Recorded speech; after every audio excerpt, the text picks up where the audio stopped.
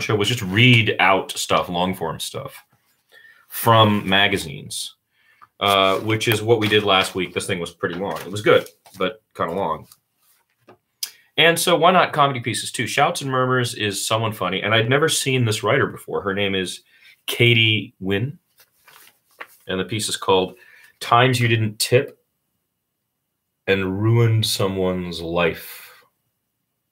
And it's pretty funny, so I'm just going to give this a read. Sichuan Kitchen, 2003. You were going through a breakup and just wanted to eat alone in peace. But when your server, Jay's girlfriend, stopped by the restaurant to drop off Jay's cell phone, which he'd forgotten at home, you were forced to remember how you, too, used to be loved. When it came time to pay, you were so bitter and resentful that you wrote on the tip line, "Why don't you just get your girlfriend to tip you, you smug bastard?" That night, Jay asked his girlfriend to lay off the PDA. She got offended and for a whole year refused to do that weird thing Jay liked in bed. Plaza Bar, 2005.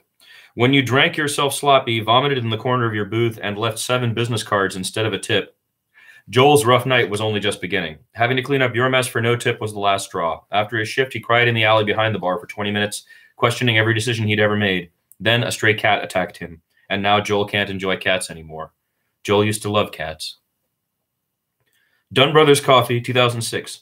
Because you didn't leave your 65 cents change as a tip, the barista, Ellen, found herself short on bus fare to get home. So she walked to her ex-boyfriend Jake's house, and he read her a shitty poem that he'd written after they broke up. They got back together, and now Ellen has to spend every Easter for the rest of her life watching The Passion of the Christ at Jake's mom's house, despite the fact that she's Jewish. Red Lobster, 2009. Since you thought Brian wasn't upbeat enough, you tipped only 5%. In fact, he was distracted because he was working 3 jobs to pay off his mortgage. Had you tipped Brian more, he would have been able to afford a haircut before his interview the next day for a well-paying full-time job.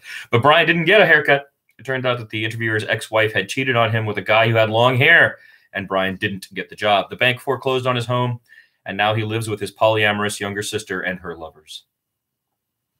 Ruth's Chris Steakhouse, 2011. Remember the time that cute server accidentally gave you lemon water instead of regular water, and you decided to knock $1 off her tip?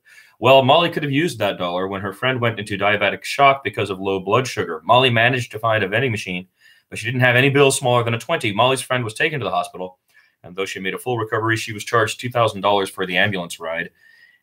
She hasn't spoken to Molly since. They had been best friends since 4th grade.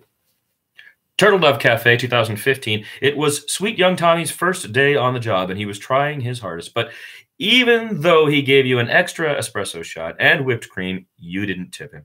When he realized that his earnest efforts had been in vain, his cheery attitude disappeared. Tommy's boss told him to smile more, and Tommy punched him.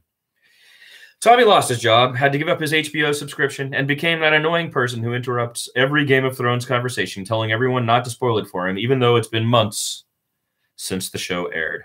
He's the worst. It's funny. Katie Nguyen.